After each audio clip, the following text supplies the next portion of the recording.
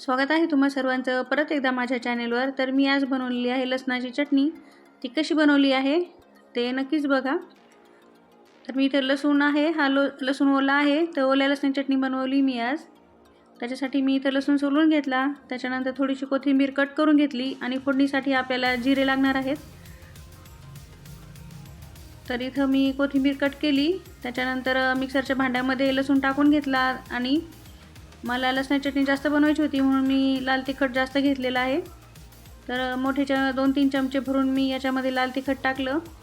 मिक्सरच्या भांड्यामध्ये लसूण आणि चवीनुसार मीठ टाकून घेतले आणि मिक्सरला वाटून घेते।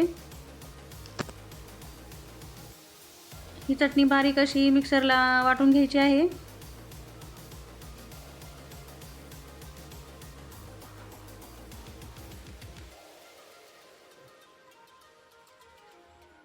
ही चटणी आपण भाकरीसोबत पण खाऊ शकतो, छान लागते। तर इथं मिक्सरच्या भांड्यात मी लसूण, लाल तिखट आणि थोडंसं मीठ टाकून आता हे मिक्सरला वाटून घेते।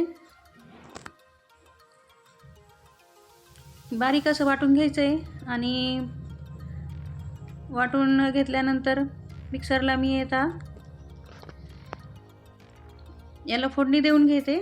तर फोडणीसाठी मी इथं छोट्या पातेल्यामध्ये तेल टाकलं आणि तेल गरम झाल्यानंतर जिरे टाकायचे आहेत। जिरे टाकल्यानंतर लगेच मी कोथिंबीर टाकून घेतली आणि जी चटणी आपण वाटली ती याच्यामध्ये टाकून व्यवस्थित अशी परतून घ्यायची आहे। आणि गॅस मी लगेच बंद केला कारण तेल गरम झालं होतं। आपल्याला फक्त चटणी त्याच्यामध्ये परतून घ्यायची आहे आणि पातेलं गरमच असतं थोडा वेळ म्हणून गॅस बंद केला। आणि आता जी वाटलेली चटणी आहे ती याच्यामध्ये टाकून व्यवस्थित मिक्स करून घेते।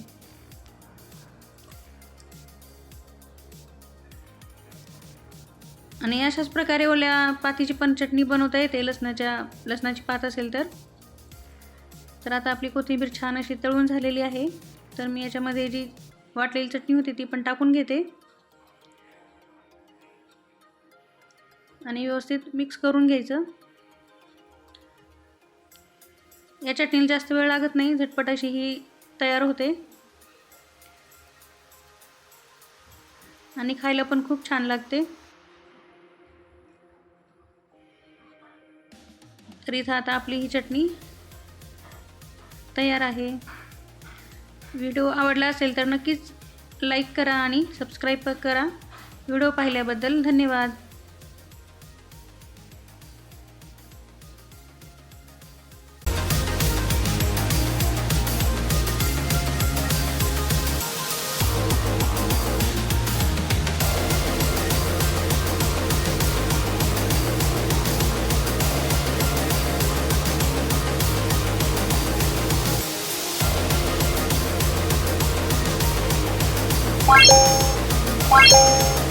Wow.